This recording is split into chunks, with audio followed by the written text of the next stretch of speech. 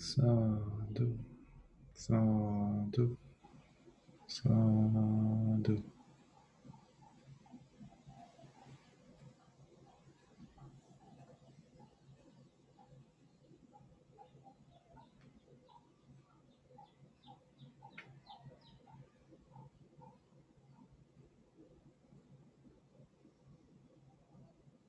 Each moment lived with mindfulness is a moment lived authentically.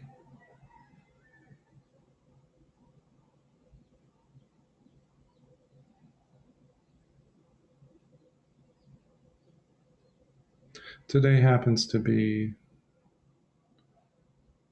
one of the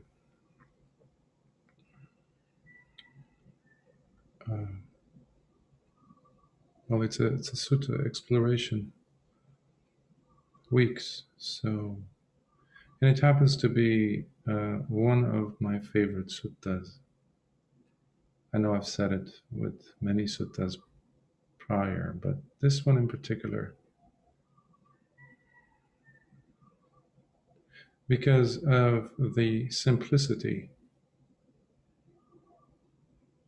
and the wealth of meaning that come together. It is a sutta that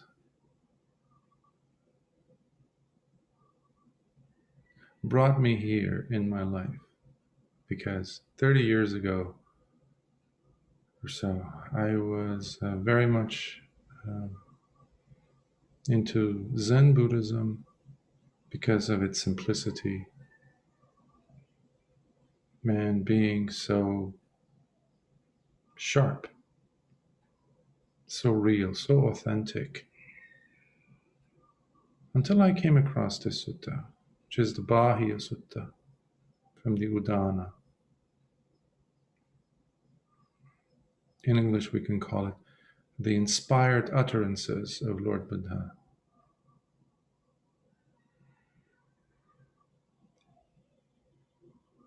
And it was very much Zen for me. And I was like, wait a minute.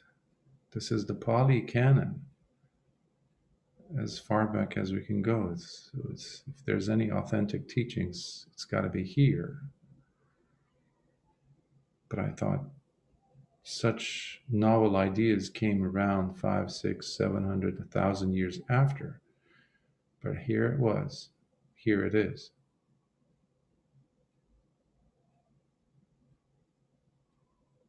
So before we begin, I'd like to give you a background story, which I find to be very helpful in understanding, in really absorbing a sutta, the discourses. And as mentioned prior, please put your intellect on the shelf. Allow your hearts to open. Take in the teachings that are found within these suttas.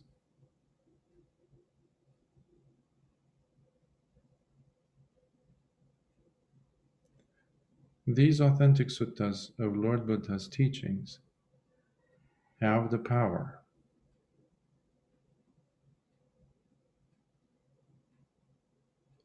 to transform one's life because of the amount of truth they encapsulate within them. They're keys that can help a person break through the walls of ignorance, as they have done from the first moment they were spoken almost 2,600 years ago. And multitudes upon multitudes of beings, both human and non-human, attained one or more stages of awakening, including arahantship, just from the mere fact that they were listening with their hearts.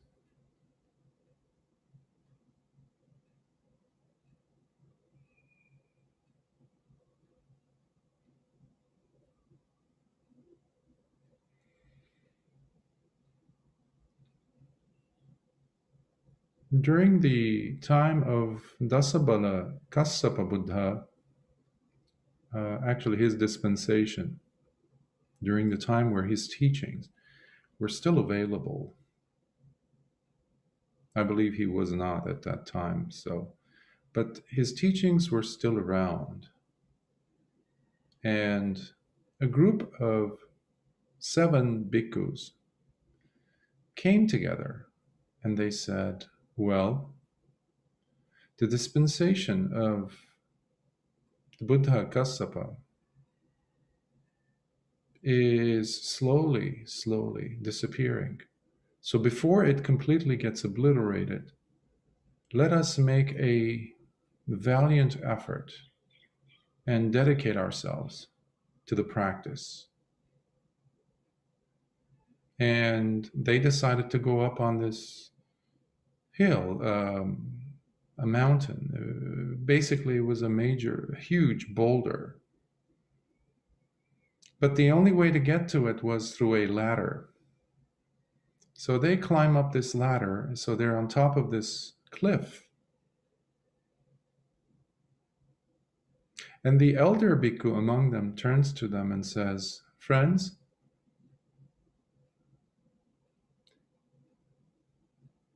if you don't have the heart, please, I advise you to go back down and stay there, because I'm going to drop the ladder, which connects us to everything else, which connects us to the villages, because once the ladder is gone, we're stuck here. There's no way of coming down unless you jump and you'll die.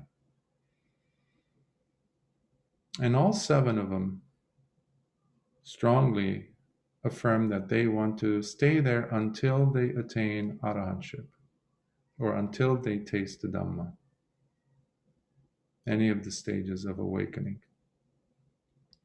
And once the elder bhikkhu realizes that they mean business, he drops the ladder. And they sit with so much adhitthana, so much energy, so much dedication, putting everything that they had learned into practice. This was it for them, because they only had a limited amount of water, because they couldn't have food with them. And now they could not go back to the villages for their pindapada, for their alms rounds. That was it. So their time was running out, and they knew this. And within, I believe, the 5th day, the elder among them attains arahantship. And as an arahant, there's 2 kinds of arahants, roughly speaking. One that upon awakening, they do not have any added psychic powers. And then there's the other kind of arahant that does. These powers come to them, having worked on them, having had done basically their paramis in the past. So this arahant, now one of the 7, becomes compassionate and wants to go and get food for them. So he flies, he goes and gets food for them. And he comes and delivers to them and says, friends, I have brought food. And they stop and then, and they look at him and they said, friend, did we have an agreement that once one of us attains arahantship, can go and bring food and we can actually sustain ourselves indefinitely, basically, until we wake up? And he says, no. So he says, we're not going to touch that food. That's not why we're here.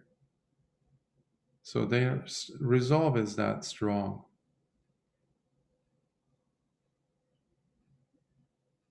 So on the seventh day, 2 days later, one more person, another bhikkhu, this time attains to the anagami stage, which is a non-returner.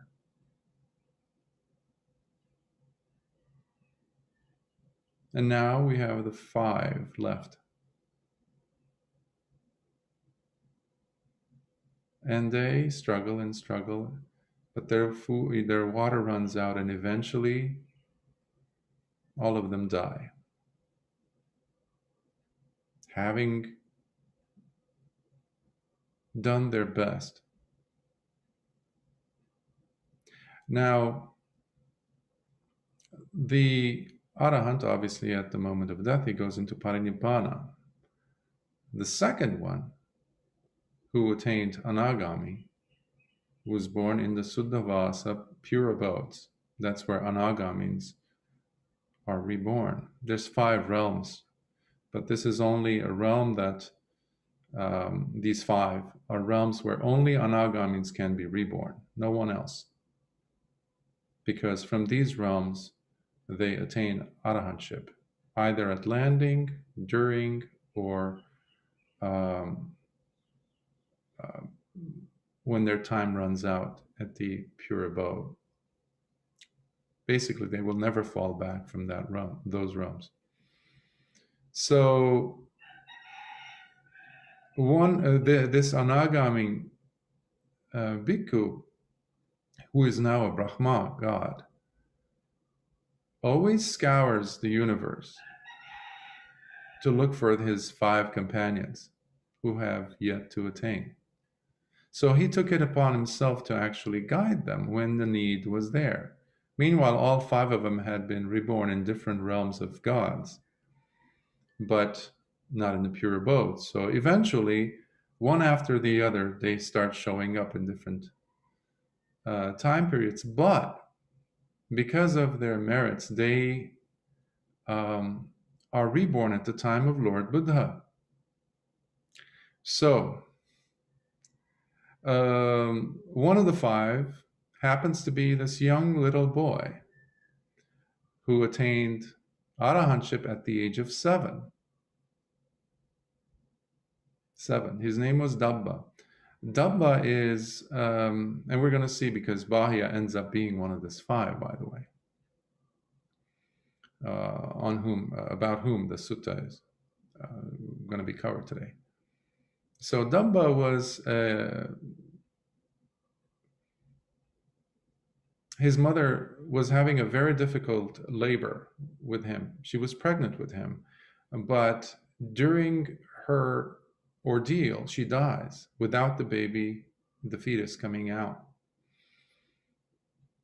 So her family thinks that, oh, she died, so they're very distraught and heartbroken, and then they say, oh, the baby died with her as well. So they take her to the cremation, and they pile up this huge, substantial amount of wood to burn her with. And as she is being burned, at that moment, the fetus comes out.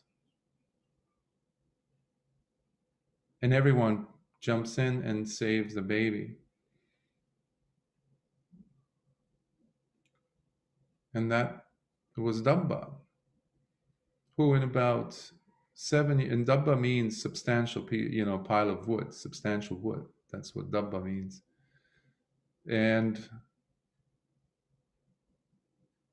at the age of 7, as Lord Buddha was going through the land of the Mallas for Pindapada, for his alms round, the 7-year-old Dabba turns to his grandmother, who was now his caretaker, and says, "Grandma, I want to become one of them. I want to be in robes. I want to be like them." The grandma looks at him, looks at the Lord Buddha, and then takes him to Lord Buddha and asks if he could become a novice. And Lord Buddha looks at him, sees the potential, and calls over one of the bhikkhus and says, "Shave his head." make him a novice, give him the ordination. And as his curly hair were being shaved off, the first strike of the razor,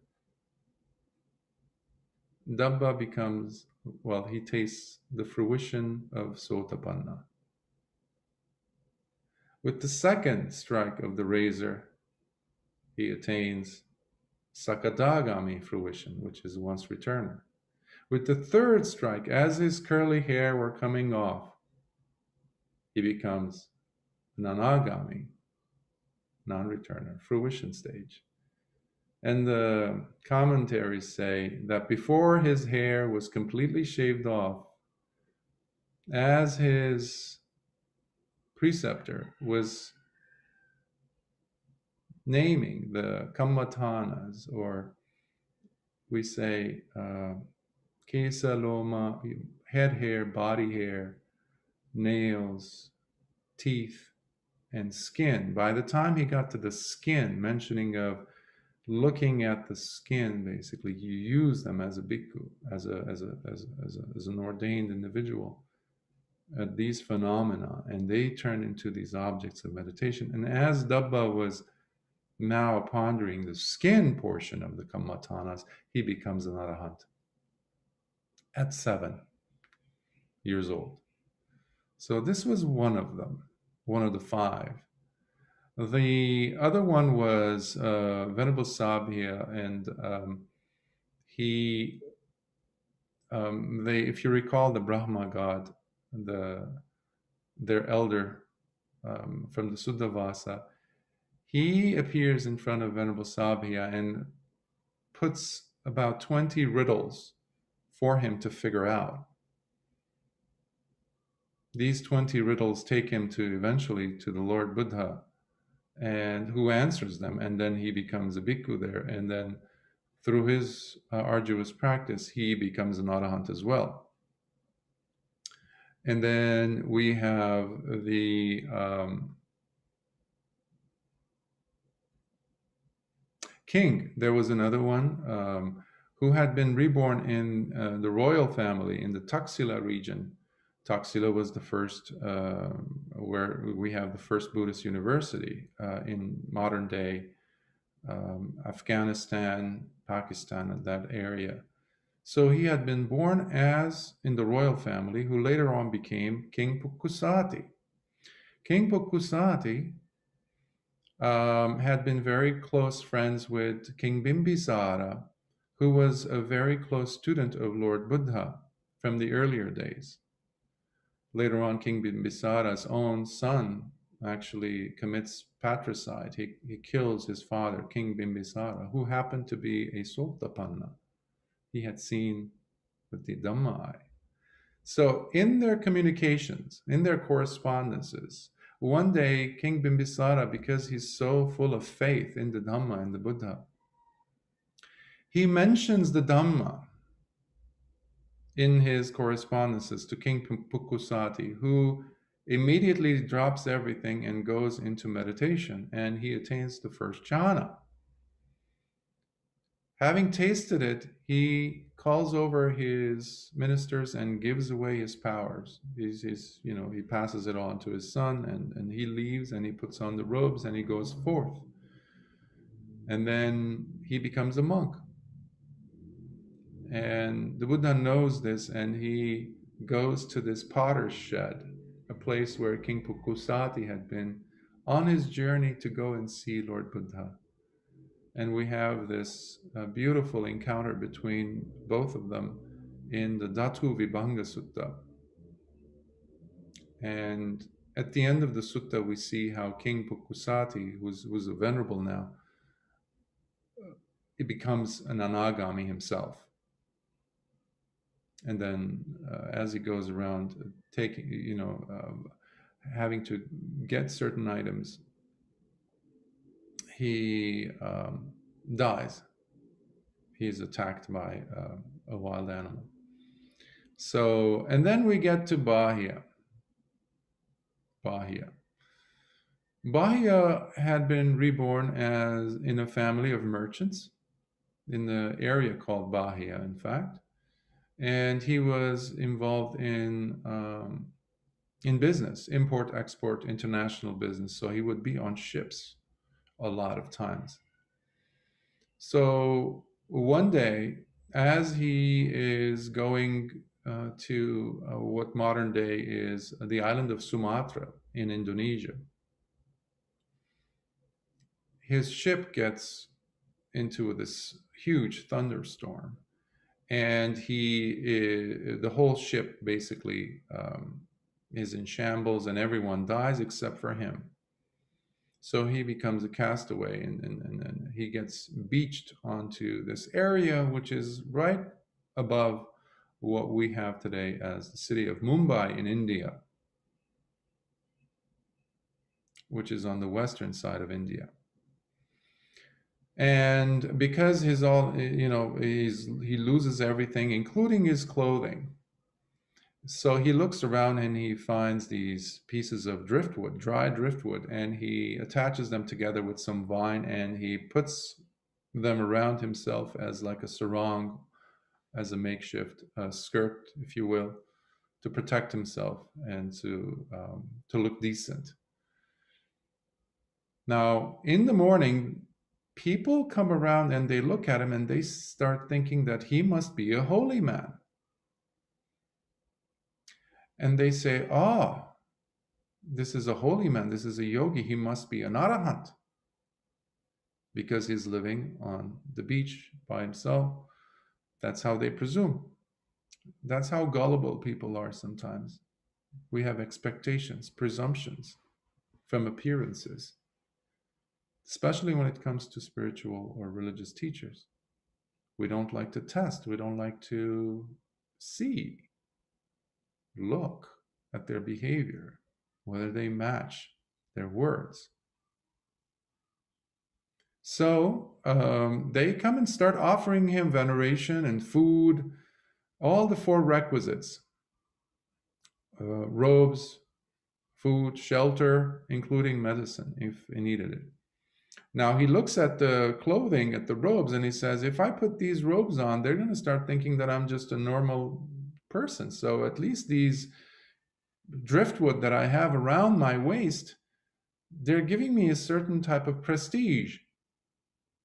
They're respecting me. They think I'm an arahant. And he's getting every day this supplement of food and many, many worshippers. So as he's thinking to himself like this one night, and he starts thinking, oh, I must be an arahant. At that moment, that Brahma god, one of his previous companions, the one who became the Anagami on that cliff top, realizes with his mind what Bāhiya was thinking. And he says, he's conceited and he has false pride. So he appears in front of him and he says, Bāhiya, not only are you not an arahant, you're not even close to be on the path of arahantship. And at that moment, Bāhiya says, because the Brahma appears in full glory with the radiance in front of him. Some of the commentaries say that it was his mother from a previous life, but that's not the accurate description, because it's one of his companions, meaning one of the companions, the other bhikkhus from Lord Kassapa, Buddha's time, his dispensation. So that's the background of Bāhiya. And then when the Brahma god asks him, says these things, he says, Bāhiya has the humility, at least, to turn and say, well, are there arahants now in the world today? And the Brahma god says, yes. North of here, he says, in the land of Savatthi, in a place called Jeta's Grove, there is an arahant, a perfectly awakened Buddha right now, who is teaching. He's an arahant, and he's teaching the way to arahantship. The moment the Brahma god disappears, Bāhiya starts running in that direction. And it is about 120 yojanas, they say, or 1,200 leagues. So basically, it's close to 1,000 miles distance, which he runs. And they say that he only took a short rest at night whenever he reached his destination.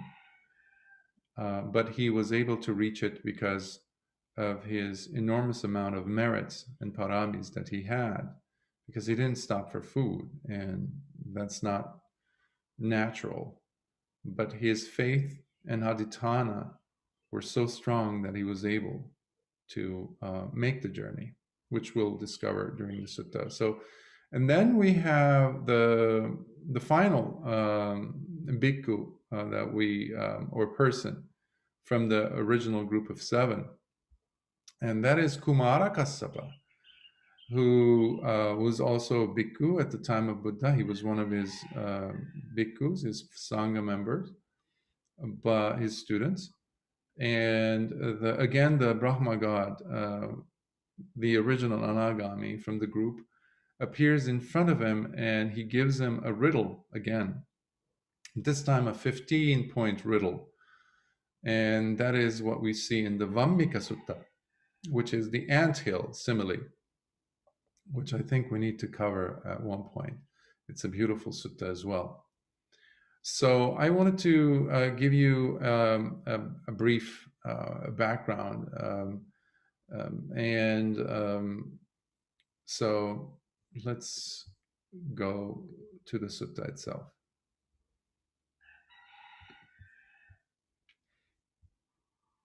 So this sutta is from the Udāna. It's the main Nikāya is the Kuddaka Nikāya, or the minor collection of discourses. It's in the section called Bodhivagga, or the section on awakening. And this is a translation I did recently for our study of the sutta. Here we go. Bāhiya Sutta. I have personally heard this. On one occasion, the Blessed One was staying at Anathapindika's monastery at Jeto's Grove in Savatthi. It was during that time that Bāhiya of the bark cloth, Daruchirya or bark cloth, is the one that he had constructed for himself. That's how he came to be known, Daruchirya, was living in Supparaka by the seashore, the area right above Mumbai, modern day. There he found himself being revered, respected, venerated, worshipped, and given homage, as he received the 4 requisites of robes, alms food, lodgings, and medicinal requisites whenever he became sick. Then, while he was alone and in seclusion, he began reflecting to himself, there are beings living in this world who are arahants, or who have entered onto the path of arahantship. Now, I think it is fair to say that I should also be counted as one of them, a real arahant. Then, a deva who had once been a companion in the holy life of Bāhiya of the bark cloth, becoming compassionate towards him and desiring his welfare, and knowing with his own mind the thought that had arisen in Bāhiya's mind, appeared before him in his divine radiant glory, and immediately said this to him: You, Bāhiya, are neither an arahant, nor have you entered onto the path to becoming an arahant. You are clueless when it comes to becoming an arahant, nor are you engaged in the types of practices that could get you to become an arahant. Then please tell me who and where in this world with its devas and humans are the true arahants, or have entered onto the path to arahantship. Bāhiya, There is a city in the northern country named Savatthi. It is there where the Blessed One, the Arahant, the perfectly self-awakened one, is living now in Jeta's grove. It is he who is truly an Arahant, and he teaches the Dhamma that inevitably and directly leads to Arahantship. Now, this term here, the perfectly self-awakened one, in Pali the term is Samma Sambuddho or Samma Sambuddha, as compared with Pacceka Buddha. Pacceka Buddha is also a Buddha, and he's also one who has attained through his own effort. He's also self-awakened. But usually when we see the term Samma Sambuddha, we also see in the mention of this Deva that he teaches, we know that we're talking about a genuine Buddha in the sense that he could teach. A Pacceka Buddha does not, because if Bāhiya were to be told about a Pacceka Buddha, it would not be that useful. And that is why we always venerate the Samma Sambuddhas, and our current dispensation of Lord Buddha Gautama is one such example that allows us to attain arahantship, as it will in the case of Bāhiya. So that is what facilitates the dispensation. Otherwise, a Pacceka Buddha could appear even at the time period where there is no dispensation. It will not leave that big of a mark, because they are, in essence, useless when it comes to making the Four Noble Truths appear or discover. It's only in the case of a Samma Sambuddha that does take place. A fine, distinction there needed to be made. Then Bāhiya, having just been deeply motivated by this Deva, left Supparaka right then and there and headed straight to Savatthi, only resting to sleep wherever he stopped for the night. Thus, without losing his energy, he went all the way to where the Blessed One was staying at Anathapindika's monastery in Jeta's grove at Savatthi. Once there, he saw how in the early morning hours, a large number of bhikkhus were doing walking meditation in the open air. We can just imagine the scene. And it's a place in India where the 2 times that I was there, it gets to have this lovely mist early in the morning before the sun rises. And you have monkeys running around. And just imagine, it was a vast complex. And these bhikkhus who were walking, doing their chankama, their walking meditation, while other groups of bhikkhus had gone to the village for their pindapada. It must have been such a sight. Now, remember, Bāhiya was running non-stop. I mean, except for his those breaks in where he actually took some rest, slept a little bit, but he was running. He was not stopping from one point to the next. So he was very restless. But that must have actually been one sight that he was shocked by, one can assume. A wonderful sight. And by going straight to them, he said, "Venerable sirs, please tell me where the Blessed One, the Arahant, the perfectly self-awakened one, is to be found. We want to see the Blessed One, the Arahant, the perfectly self-awakened one. There's an urgency, if ever, as you know, it's all in every single word, and these don't do it justice by any means, of course. And the other bhikkhus respond to him. The Blessed One has gone into town for his alms round. So basically, now is not the time. That's what they're saying. So you're going to have to wait. But he's not going to have that as an option. And he just takes off. He's not going to sit there and say, oh, okay, at least I'm here. I'm at the monastery, Anathapindika's monastery. Sooner or later, the Lord Buddha is going to come. So I'll have my opportunity with him to engage in a conversation, Q&A type.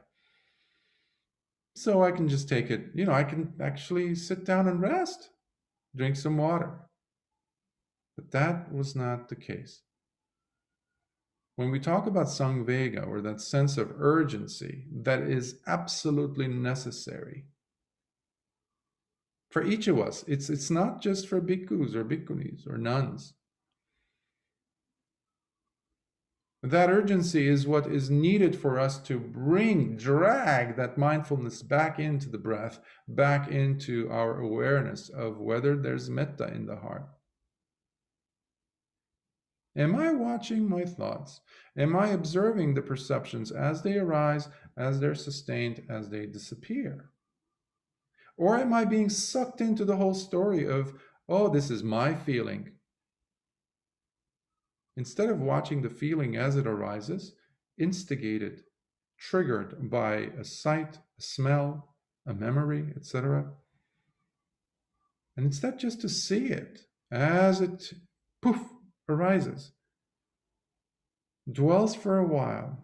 Maybe it's generated from the body, from sitting too long, for example. The body starts aching. So the sensations come in and we feel that unpleasant feeling. But it arose at one point. So it's going to sustain itself.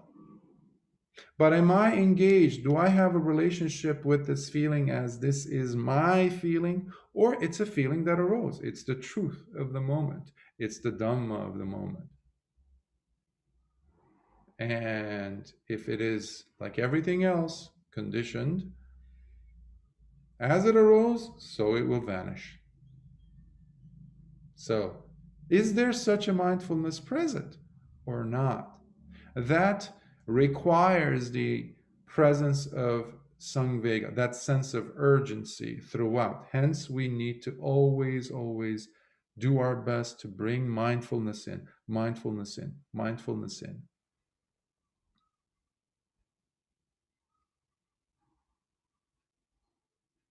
So that requires tremendous amount of determination to make sure it's present. The ingredient of Samvega, the urgency, is there in every moment lived.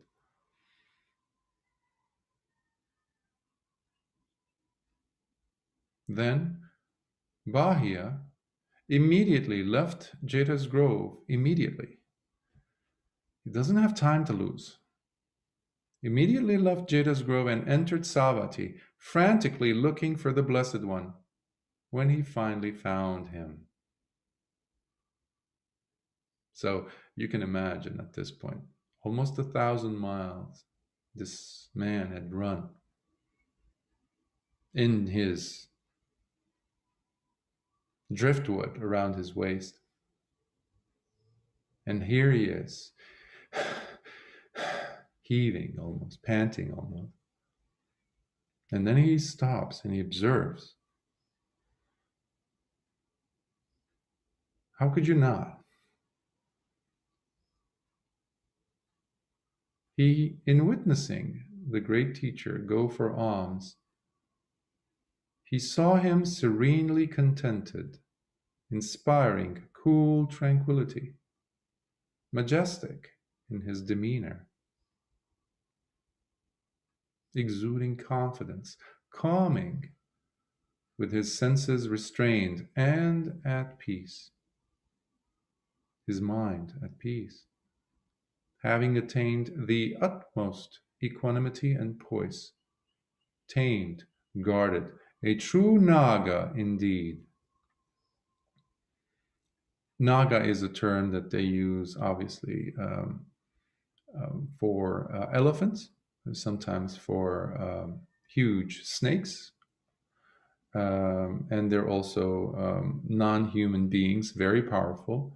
But it's also a term that Lord Buddha attributed to arahants, also to venerate the nagas, the non-human powerful beings, um, as an accolade in a sense. So a true naga, or like a royal elephant, the way it moves, calculatingly almost, serene. Approaching the Blessed One with trepidation, Bāhiya finally reached him as he threw himself to the ground with his head at the Blessed One's feet and exclaimed, "Teach me the Dhamma, O Blessed One. Teach me the Dhamma, O Sugata." Sugata means well gone. O Sugata, O well gone, gone from this shore to the other, beyond suffering. So he says, teach me the Dhamma, so that it will be for my long-lasting benefit and peace. Now we also see there the presence of saddha or faith. The other thing needs to be mentioned about the presence of samvega. Samvega, or the sense of urgency, merged with determination or aditthana, cannot happen if there is not enough, sufficient amount of faith. We need that faith. At the very least, in the awakening of the Buddha, and that we also have the potential. Remember, it all happened like the night prior or 2 nights prior, when that Deva or the Brahma appeared in front of Bāhiya. That was enough to generate all the merits that he had worked on in previous lifetimes. He recognized something.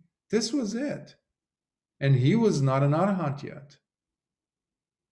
All that sense of despair on that cliff top from eons earlier came up, welling up. And we see that in him beseeching Lord Buddha to teach him.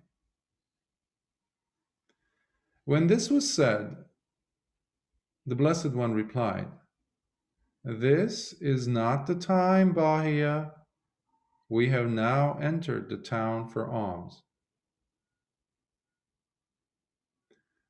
When I read this years ago, almost 30 years ago, I was like, wow, the man came all this way. Come on. Give him something, in a sense. And the Buddha had a way of if he didn't want to say something, he would ask, or he would say no, depending on the context, of course. So this number 3 is very crucial, 3 times being asked. So here, I thought he was, when I came across the sutta, I thought that the Buddha was just like trying to see if he really Bāhiya wants to learn. But that's not necessarily the case. If we have any understanding of the suttas and how the Lord Buddha taught, he would always look at the capacity of the mind of this person, their potential. And being a Buddha, he had clear access to Bāhiya's mind. And common sense also would tell us, looking at Bāhiya's situation, how he looks, that he's frazzled, he's all over the place, he's frantic. The mind basically is turbulent. Not a good place for the Dhamma to appear. So by Lord Buddha taking his time in making Bāhiya wait, in a sense. He's not saying absolutely no. Now is not the time, he's saying. And the Buddha never lied. He never spoke anything that was false.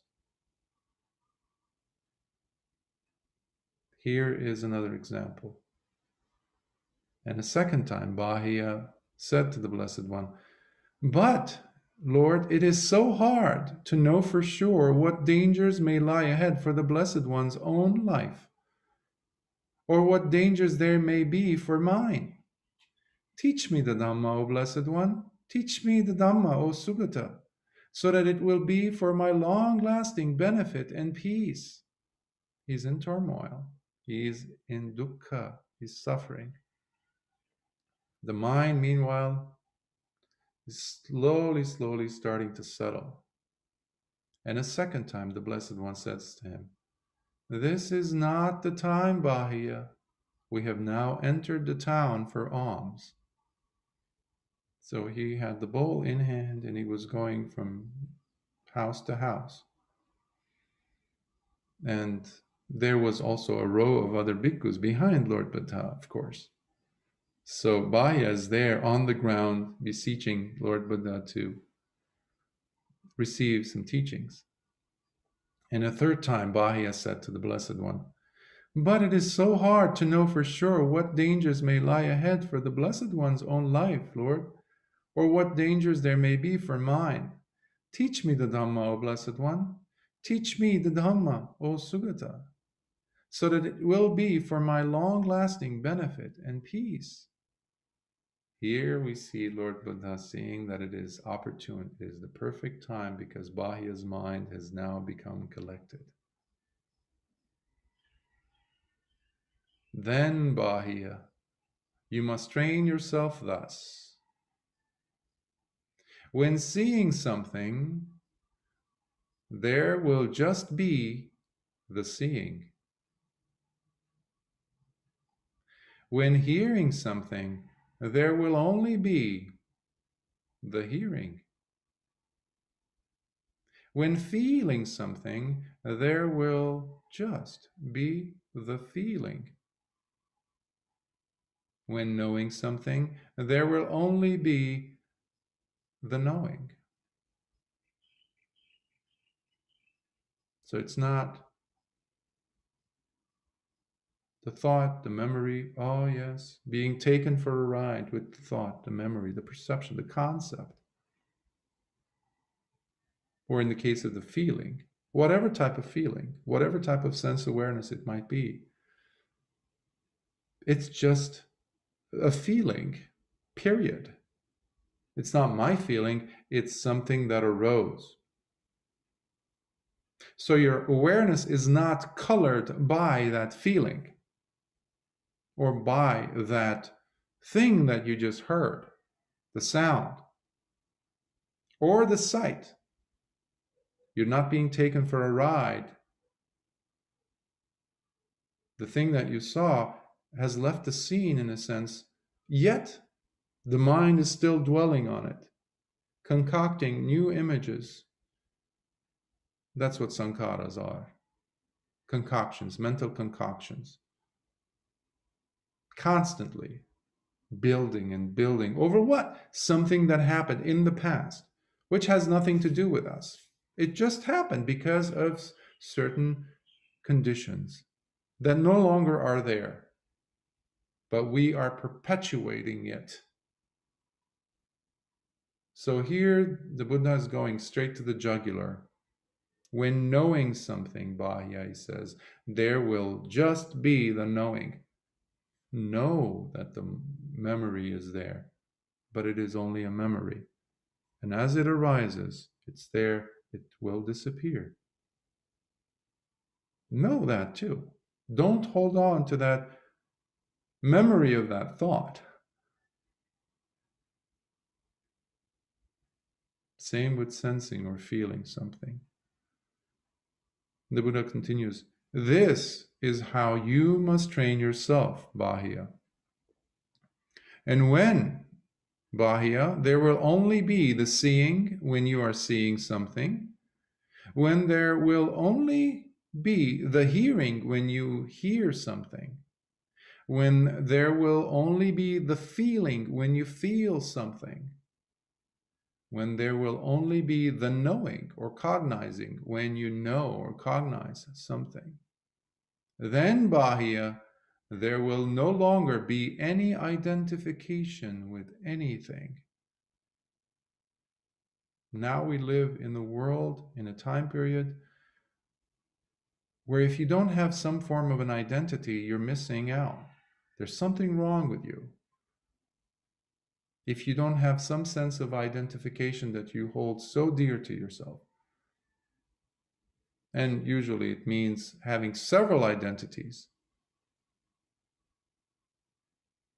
I'm of this gender, I have this likes, I have these dislikes. I'm a citizen of this country, I belong to this ethnic group, I belong to these people, this political party, etc., and ad infinitum. This is going contrary to the Dhamma. 180 degrees opposite of what the Dhamma, what Lord Buddha is teaching, and teaching so clearly here. Not identifying with anything.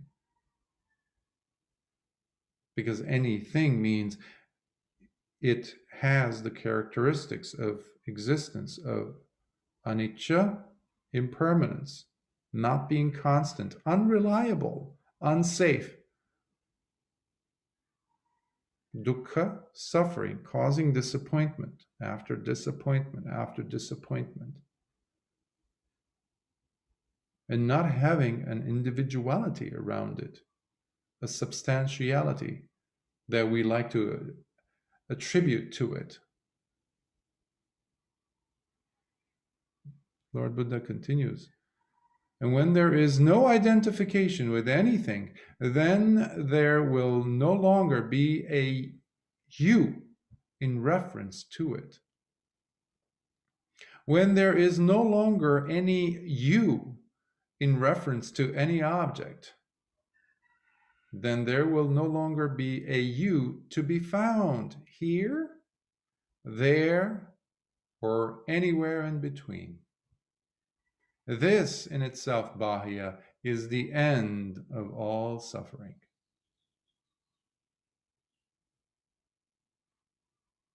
If this is not the Dhamma in a nutshell, I don't know what is. It's so beautiful. When I read this, I thought, wow, Zen before Zen. It's there. This is coming from the Udāna. This was there in the first council. This was not an added book of the Kuddaka Nikāyas. This is one of the original books within the Kuddaka, or the minor collection of discourses. This was chanted by Venerable Ananda.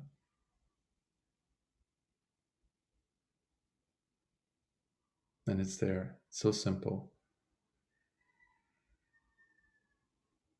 Let's continue. Meanwhile, as he carefully listened to this brief explanation of the Dhamma given by the Blessed One, suddenly the mind of Bāhiya of the bark cloth was liberated from the contaminants, right then and there, through non-grasping. The contaminants are the asavas, and that is how usually the attainment of arahantship, fruition, is described in brief. When we read that a person has the mind now liberated from the asavas, which are three. Usually they're termed in threes. So kamasava, or the sense pleasures, contaminant. There are other translators have used terms like influx, outflux. I like to call them like leakage that are ongoing, so long as there hasn't been the attainment of full awakening. So we have kamasava, bhavasava. Bhavasava is the thing that leads one from life to life. It's the becoming part. No, okay, this isn't working for me. I'm looking forward for the next birth, next moment, next experience. It's almost like, doing a redo. I'll have I'll do this again. That desire, which is very, very um, pervasive in the mind of us, basically, mind that has not been awakened. And then the third one is the avijjasava, which is the ignorance, and that is also the last sangyojana, the last fetter, ignorance, out of 10. That once it's gone, the arahant would know that they have attained the pinnacle of the holy life, as we see in the suttas. So, and having been instructed, Bāhiya of the bark cloth, with this brief explanation on the Dhamma, the Blessed One continued on his alms round. Having instructed Bāhiya of the bark cloth with his brief explanation on the Dhamma, the Blessed One continued on his alms round. Not long after the Blessed One had left, Bāhiya was attacked and killed by a cow that was looking after its young calf. In India, to this day, you walk around and there are cows walking around all over. At one point, I heard that there are more cows than cars in India. So I'm not sure if that's a true statement, but they're everywhere. And Bāhiya, like earlier I mentioned about Pukkusati, who attained Anagami, he was also killed by a cow. And the commentaries say that they shared a history. And there was another individual, I believe it was Sukpa Buddha, an individual who also saw with the Dhamma eye, and then he had to be, well, not had to be, but he also died in a similar fashion because they joined they had committed an action in the past, an unwholesome action, which now they were facing the consequences of. So here Bāhiya was, meanwhile Bāhiya, because he was in such a attire that is not suitable for a bhikkhu, because now he's an arahant. So you have to become a bhikkhu. There's no ifs and buts about it. You can't walk around like a layperson and it's like, yeah, okay, business as usual. Now I'll just have a clearer mind as a layman. No, we don't see an iota of evidence throughout the suttas anywhere that says that that's the case. So he was looking to go ahead and he was going to go around Savatthi. He was doing it, looking for a bowl and the very basic requisites, and robes, a set of robes, 3 robes. So as he was going around, that's when the mother cow, kills him, just gouges him with the horns.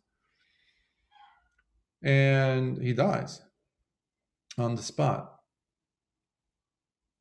Later, when the Blessed One, having gone for alms in Savatthi and eaten his meal, on returning from his alms round with a large number of bhikkhus, saw that Bāhiya had died. At this, the Blessed One instructed the monks, "Bhikkhus, take Bāhiya's body and place it on a litter and carry it away. Cremate it and build him a stupa.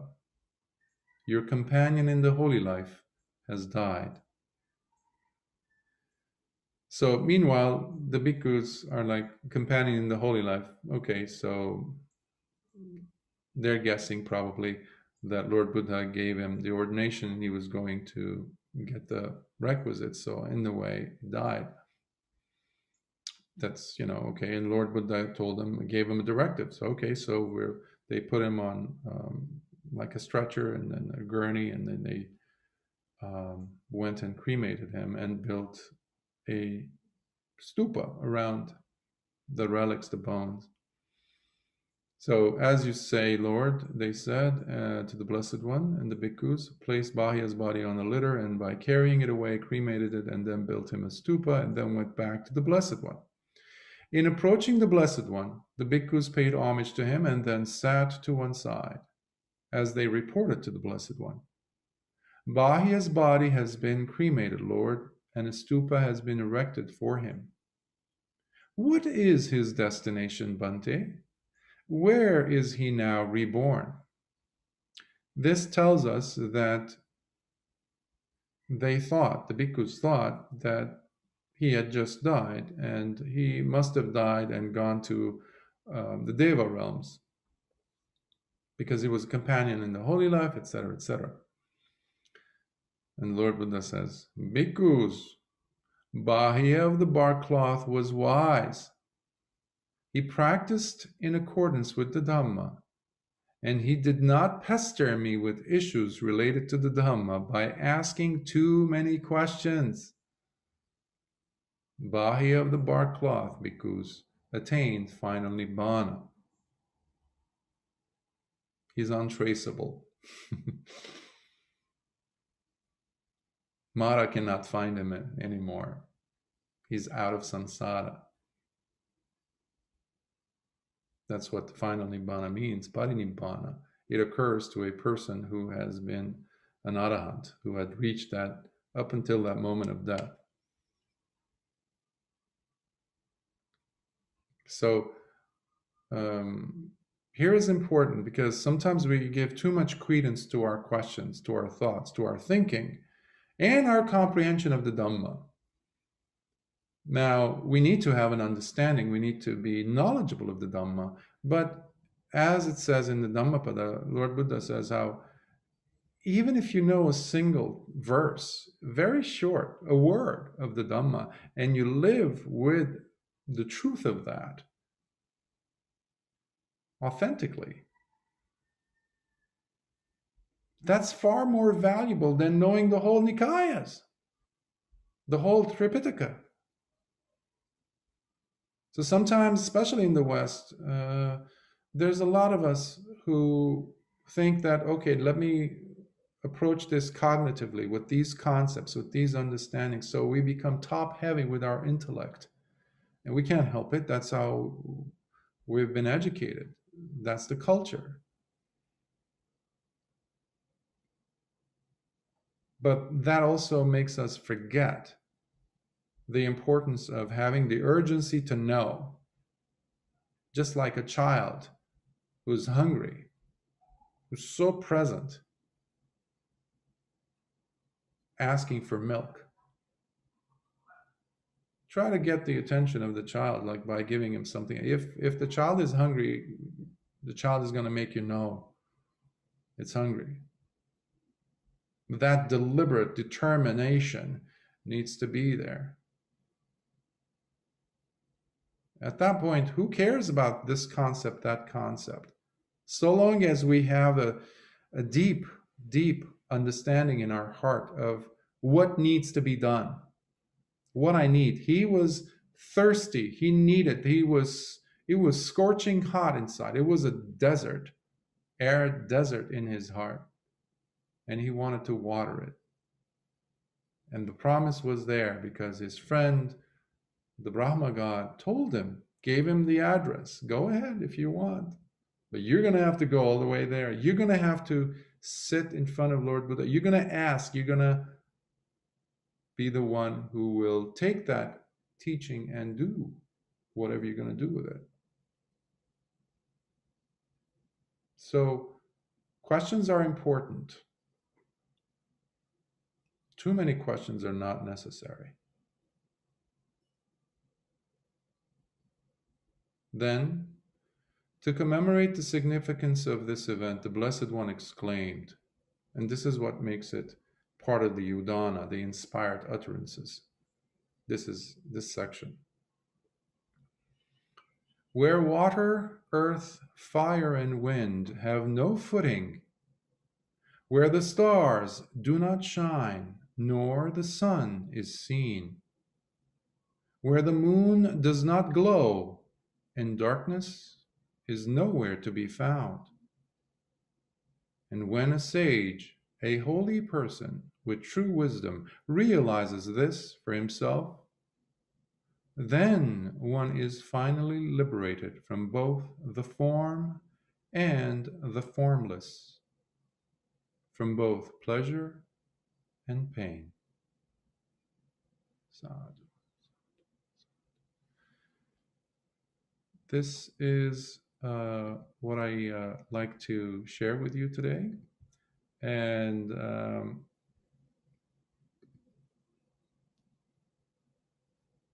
Bāhiya was, Lord Buddha was known to give superlatives, the 80 unique bhikkhus and the 80 unique bhikkhunis. He had a category. So the wisest among the bhikkhus was known as was selected by Lord Buddha as, for example, Venerable Sariputta. The one, the highest, the most skilled in psychic abilities was chosen by Lord Buddha to be Venerable Mahamoggallana. And in the quickest, Kippa Viññāna, which is like the quickest to attain, that honor was given to Bāhiya, because indeed he was the quickest to get it. It took only a sentence or a verse, and he got it. So that is what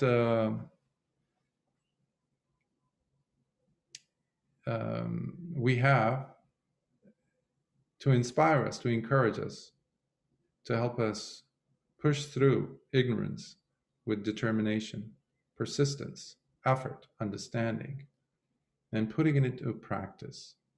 How much do we put into practice? Because we're always seeking for that perfect teaching from the Dhamma.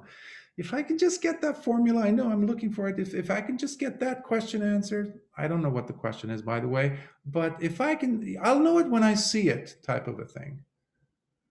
The mind plays all kinds of tricks. Let's not be fooled any longer. And that is the invitation made by Venerable Bāhiya, Daruchiriya, Bāhiya of the bark cloth from 26 centuries ago. And I will pause here and ask if there's any questions, sharing of thoughts, comments, etc. Please come on forward and speak. I can't see hands. Thank you for your talk today, Bhante.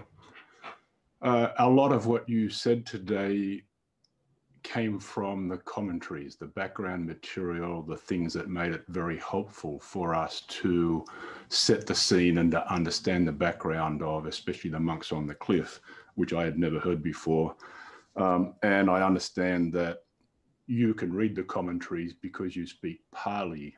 In my explorations, it seems that there aren't that many of the commentaries translated yet into English. So I'm wondering, especially with this one in particular, there was such a long story which seemed to cover a lot of different suttas and different people. Is this one of the commentaries that's been translated to English, or have you simply read the Pali?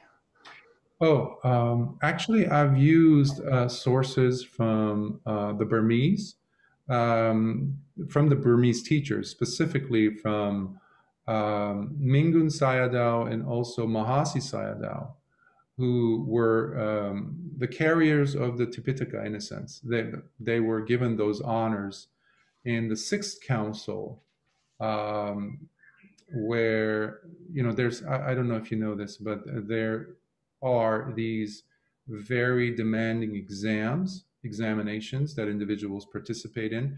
So Venerables, both Mingun Sayadaw and Mahasi Sayadaw, in fact, they were, one was the questioner. Venerable Mahasi Sayadaw was the questioner meaning they would pick a verse anywhere from the Nikāyas, or the Abhidhamma, or the Vinaya Pitaka, or the Suttas, and they would say, go ahead and answer.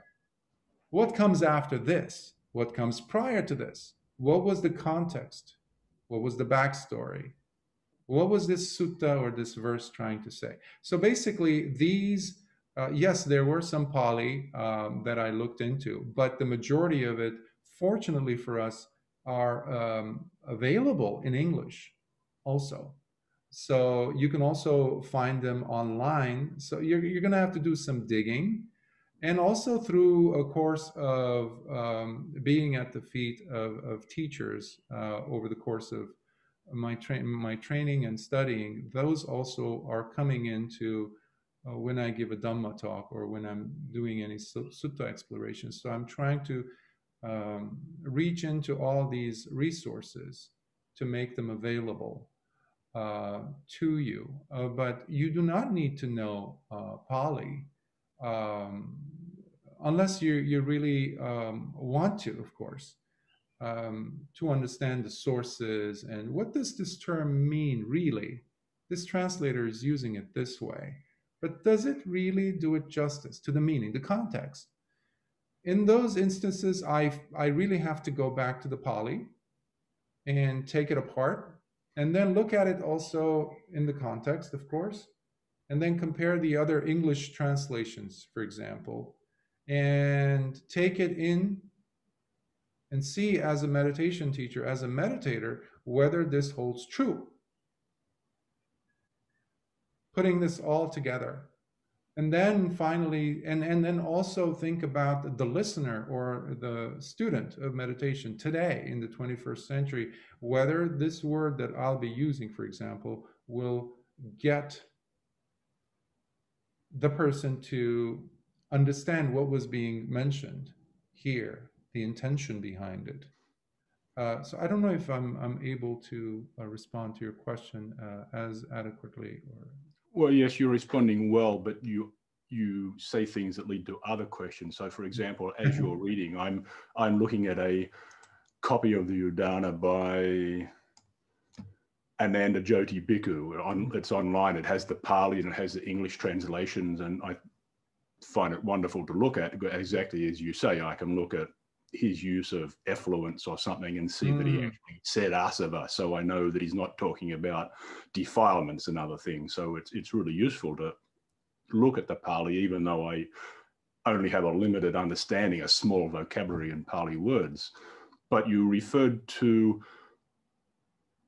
the commentaries being in English. If I'm going to research that, what is it I'm going to Google? What am I could Google the Udāna, but this doesn't have any commentaries in it, even though it has the Pali. What am I looking for when I'm looking for a commentary on this sutta? Good question. Each of the Nikāyas, in fact, each of the books, in the case of, let's say, Kuddaka Nikāya, it has several books in it. One of them is the Dhammapada, for example. The other one is the Sutta Nipāta.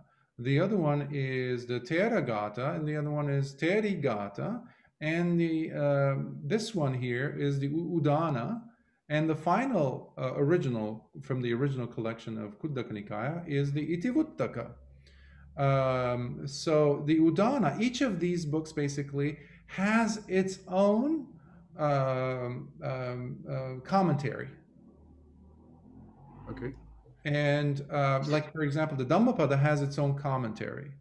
And if we're going to, let's say, get one of the verses, let's say, mind is the forerunner of all evil states, Manopubangama, what does that, okay, why did the Buddha say this? So the commentary comes in of the Dhammapada that gives us a better purview of background story as to what had happened. And we know from the commentaries that it was because of the schism, the argument, the fighting that was going on in the Kosala region, Kosambi, I'm sorry, between groups of monks, because something had happened. Basically, a monk had gone, a Dhamma master had gone visiting a Vinaya master, just to visit, and then he had to use the bathroom. So he asks where the latrine is, and he goes, and there's one of the rules that you get the water, and after you're done, answering the call of nature, you dump the bucket and of water over it, and then you flip it. Okay, so there's no water left. We don't know what was going on with the Dhamma master's mind, but apparently he tosses the water out, but there's just a little bit of water left in the bucket, and it's left not up, turned upside down. So the Vinaya master's students later on go and check and see the bucket is unturned. Oh my, that's a no-no. They go and tell the Vinaya master, and there's a major issue out of that. And then the Vinaya master goes and laughs at the Dhamma master, having, he had already left, so he's basically breaking a precept. He's gossiping, slandering. And his students now, later on, the next morning, they're going to Pindapada, and they meet who while they're on their alms round? The student of the Dhamma teacher. And the young students turn and say, oh, your teacher doesn't know much Vinaya, does he? He did this. How could he be a teacher? And how do we know this? Because of the commentary. And most of the commentaries, they were written, unfortunately, we lost a big chunk of them, if not all of them, except for in Anuradhapura, which is northern part of Sri Lanka. Venerable Buddhaghosa, who later also wrote the Visuddhimagga, another commentarial work. He converted those commentaries. So he kind of, because there was a fire that happened, where we lost most of these commentaries. So fortunately, he had made copies, in a sense, of these earlier texts, earlier commentaries. So they're called Atthakavagga and Tikas and all, commentaries, sub-commentaries, things like that. But fortunately, we do have the English translations. I know Pali Text Society, of course, they have the Pali version, but they also do sell the hard copies. And you can, I believe, get them straight from them. If you want the hard copies, or you can also find much resources online. So I hope that answers or helps the question. Thank you. Yeah. And I have another one, but I'm going to wait to see if anyone else has a question first. Does anyone else have a question, comment, critique?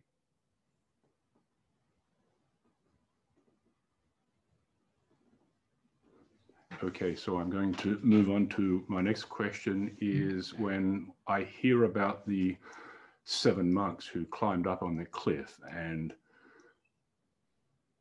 allowed the ladder to be tossed away, knowing what that meant. It meant certain death for them in a relatively short amount of time. My mind turns to the karma of that event and the intention of it.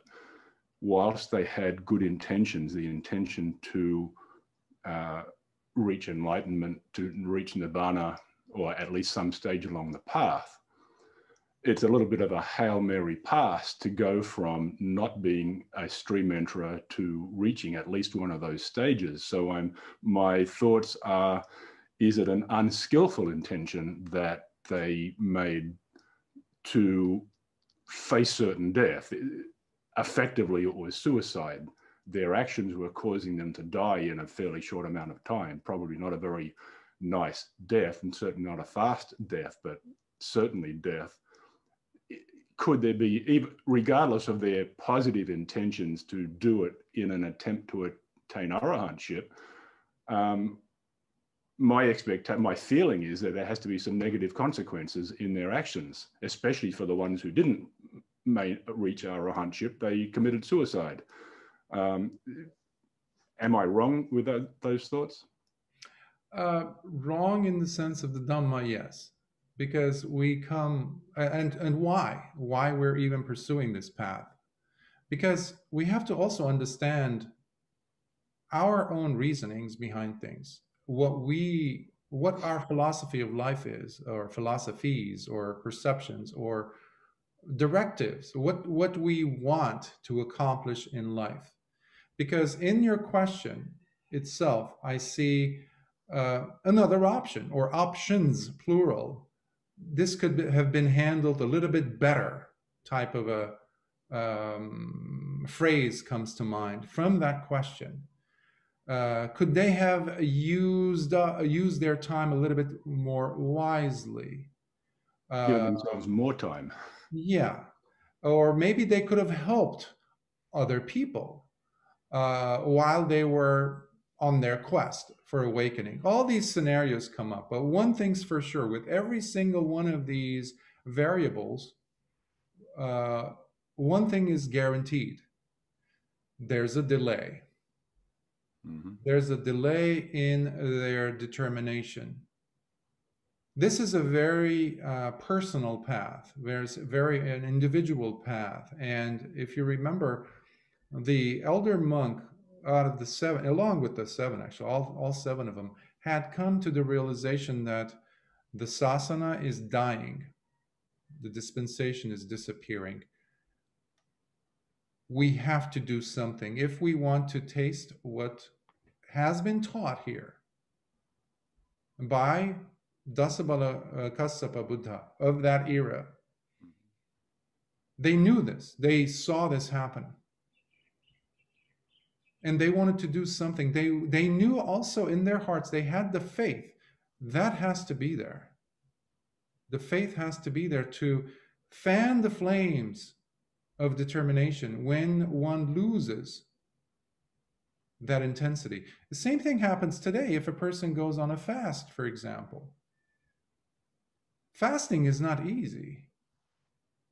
We need to have a clear understanding of why I'm doing this and what do I want to get out of this and what would I be losing if I quit.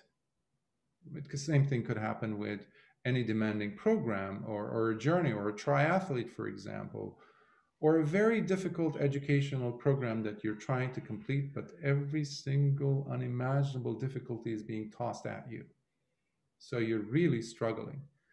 But something has to sustain the person. So that is of course, not every bhikkhu does that. Today, we don't live in Dasabala Kassapa Buddha's time. We're living in Gautama Buddha's dispensation time. And the Dhamma, the teachings, that is dying. I don't shy away from saying it. It's dying. People go and participate on retreats and do 3-month retreats. They put on the robes or remain as lay people. And they can even sustain a practice for 30, 40 years. But are they truly sustaining the teachings? Are they truly sustaining the practice? Or is it haphazardly being done? Yes, there's a regiment, there's a routine, 1 hour here every day, so I do that. I do my donations, I do this, I do my uposhatas, fortnight practice of 8 precepts or something. But what is that? Isn't that lip service? Is there the sense of urgency which demonstrates itself in a manifested way of living where the Dhamma and the attainment of the goal, because whether it's there in the crosshairs, because we have more of a dedication to eating food, to paying rent, to driving to the gas station to fill it up with gas than we have for our practice. So yes, is there some faith to maintain that routine? Absolutely. But how much of that? It's like a drop.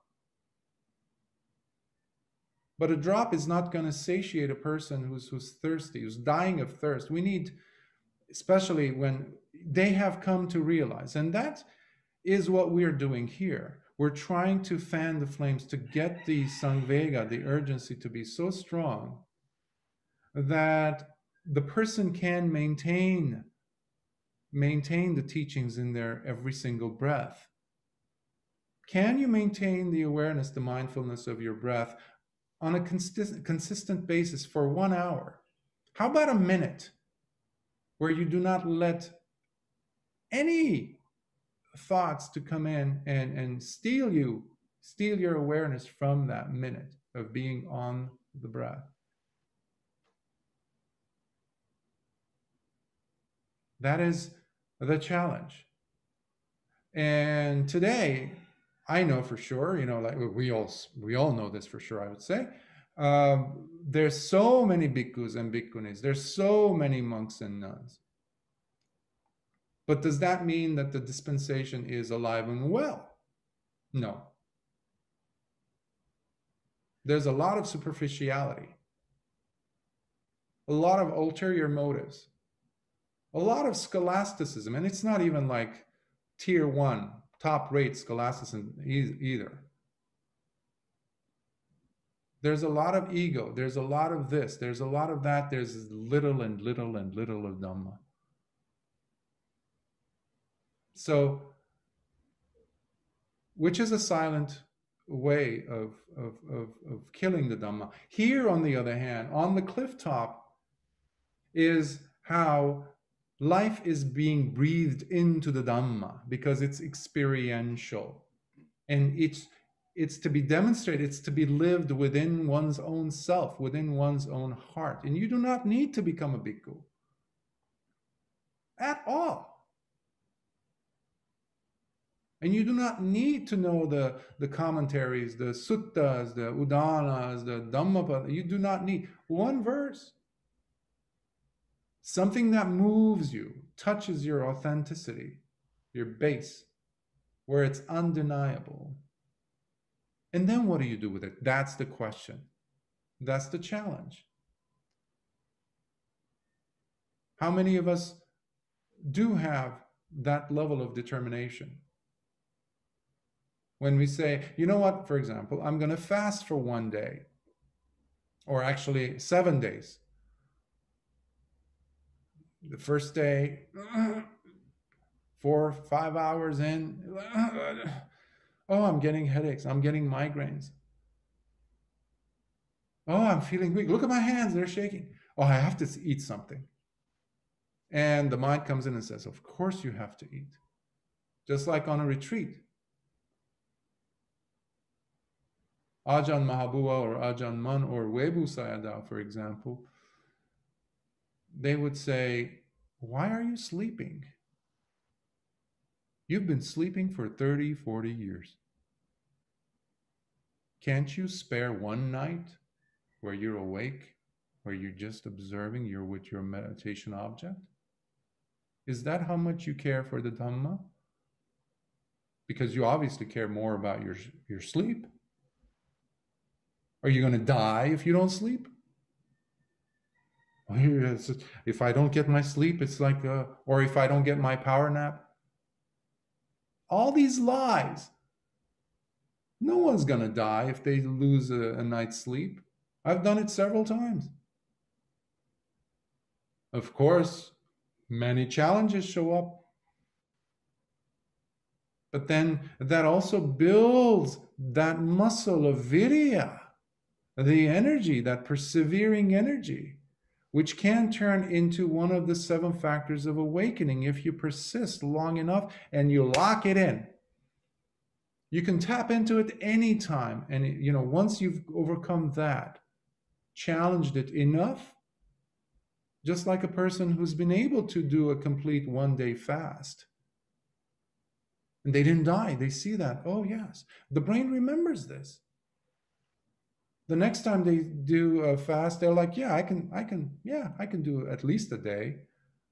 But others, meanwhile, they think you're crazy. That's not possible. Just like a person who does not sleep a wink when sloth and torpor come as they're sitting to meditate. Meanwhile, I have to convince students to sit for an hour straight. And they're like, Bhante, you don't understand. The urgency has to be there. And if it is, the benefits are there too to greet us. So I will approach your question in that fashion. Wonderful answer. I appreciate that. Was a whole sermon in itself. Thank you. I'm glad it helped. Any other thoughts, comments, questions?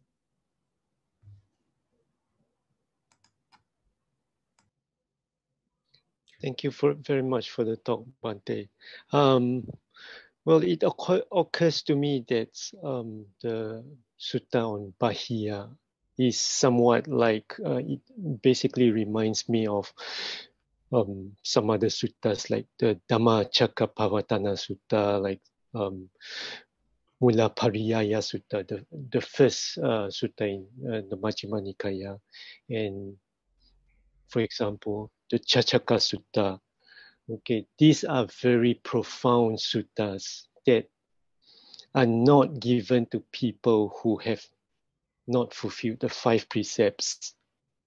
The audience are people who has fulfilled the 5 precepts, who has moderation in food and sleep, who has completed guarding of the 6 sense faculties, and probably in very, very advanced stages of the jhanas. So the Buddha does not need to go into that. And these are the suttas that are given to audiences who just need that little bit more of panya to reach the pinnacle.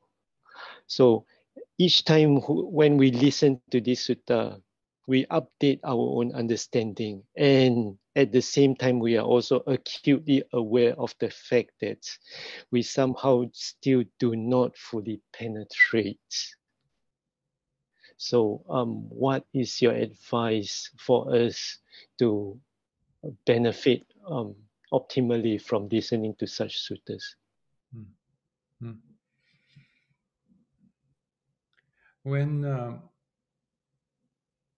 When it's raining outside, there are different puddles, different sized puddles. There's different receptacles. There's empty pools, for example.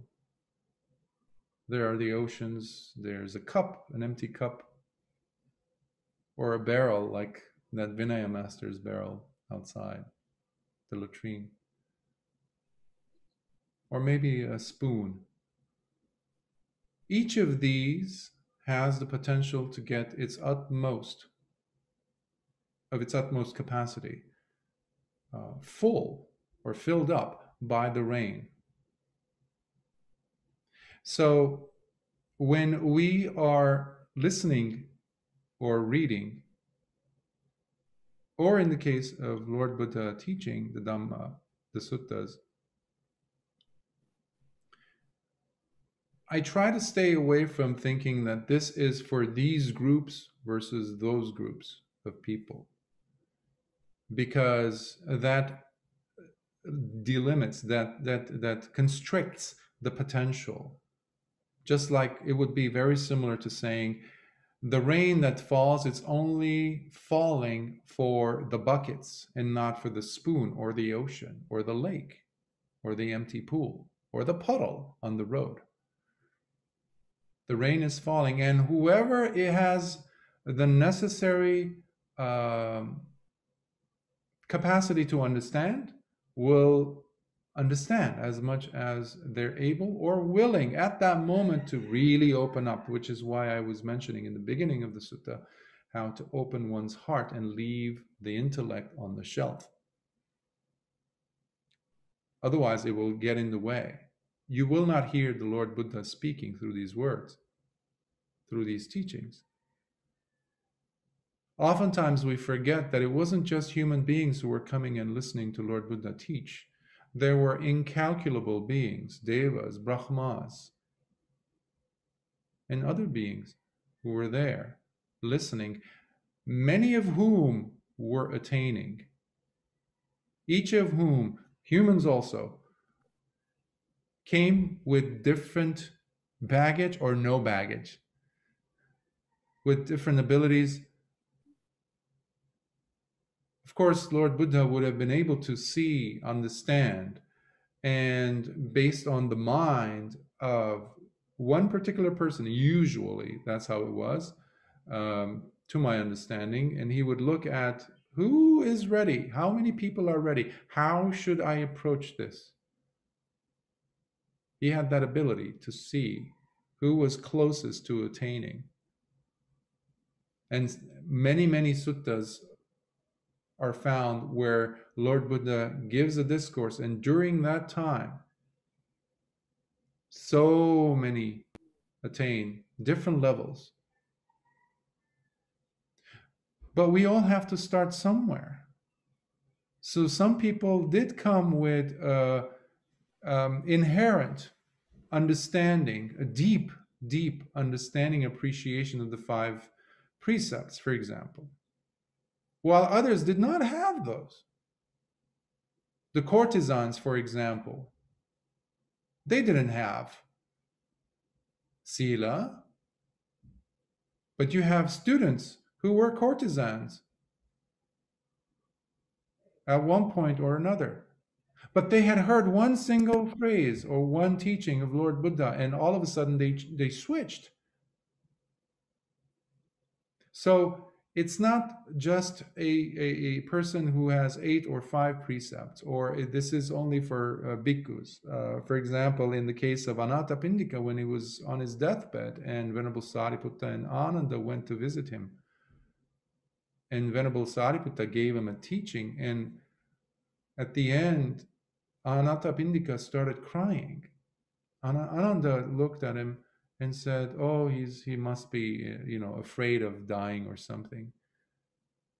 And Anathapindika said, "No, Bhante, no. I'm crying because," he said, "how come we have never heard this kind of Dhamma talk?" And Venerable Sariputta says, "Well, because this is too deep for a layman." And he says, "Please, please, Bhante, from now on, I beseech you that such caliber of Dhamma talks also be taught to lay people, because there's so many of us could actually, attain higher levels." And he had attained the Sotapanna stage, fruition. So we always must presume, this is my understanding, we must assume and presume, because we don't know how much each of you have worked on your punya or your paramis in the past. Just like Bāhiya had, he thought that he was an arahant, for example, but he wasn't. But he did have enough punya. And given the vastness of time period that we're living in, and the limitless, countless lifetimes we've had, some of which we have practiced, and that's why we're here today, and not the rest of the planet joining us. So approaching the Dhamma as using the analogy of the rain has helped me to give myself the benefit of a doubt, or the capacity that, I might get this. Because today we are speaking English, we are sitting to practice meditation, we're hearing the Dhamma, but in this life at least, it wasn't that common at one point. We had to struggle, we had to sit through and overcome challenges. It's like a muscle that you need a dumbbell or a resistance weight to increase the size. So Chacakka Sutta is a wonderful sutta, as well as the Mulapariyaya and Dhammacakkappavattana Sutta, and not just them, of course, as you know, but always allowing ourselves that extra room for growth, and sometimes pushing ourselves, like in the case of the example I was earlier giving on not sleeping for one night, or sitting for 2 hours instead of one. What am I going to lose? Or doing 1 hour of walking instead of 10 minutes. Pushing the envelope. Because you will never be the same person as you were prior to doing that. That's what these bhikkhus, these monks, the 7, and one of them being Bāhiya today that we focused on, we're trying to demonstrate. So I don't know if I was able to answer your question.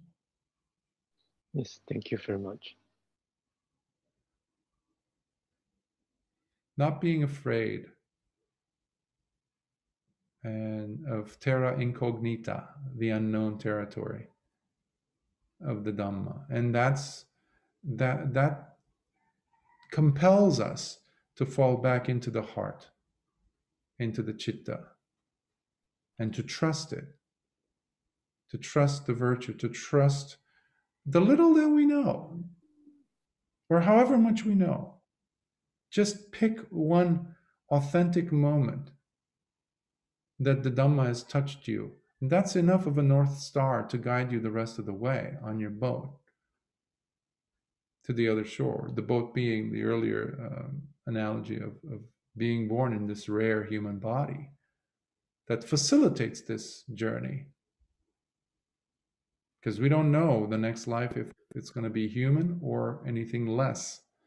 And if it's anything less, forget about it. It's not going to happen. It can only happen in the case of a human or above. But now we have this. Let's not even worry about another birth.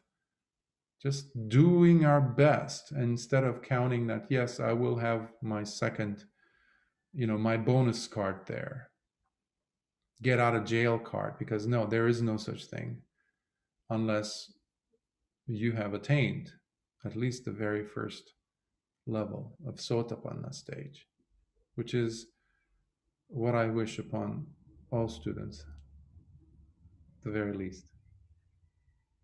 So I will stop here and we'll do the dedication of merit in English. May suffering ones be suffering free, and the fear-struck fearless be. May the grieving shed all grief, and may all beings find health relief. May all beings share in these merits that we have thus acquired for the acquisition of all kinds of wholesome happiness. May beings inhabiting space and earth, devas and nagas of mighty power, share in these merits of ours. May they long protect the Buddha's dispensation. Sadhu, sadhu, sadhu. Thank you for this opportunity to touch on some of the teachings of Lord Buddha, and may it inspire you and encourage us to continue on this path and push forward despite the challenges that we encounter on a daily basis. And may you, at the very least, attain Sotapanna stage. Please see yourselves deserving of it, because oftentimes we self-sabotage. We think we're not deserving, we're not worthy, but we are, if we say we are. Please allow yourself the potential to awaken. That's why the Buddha taught us for 45 years. He believed in us. So let's believe in ourselves. So be well. See you next week.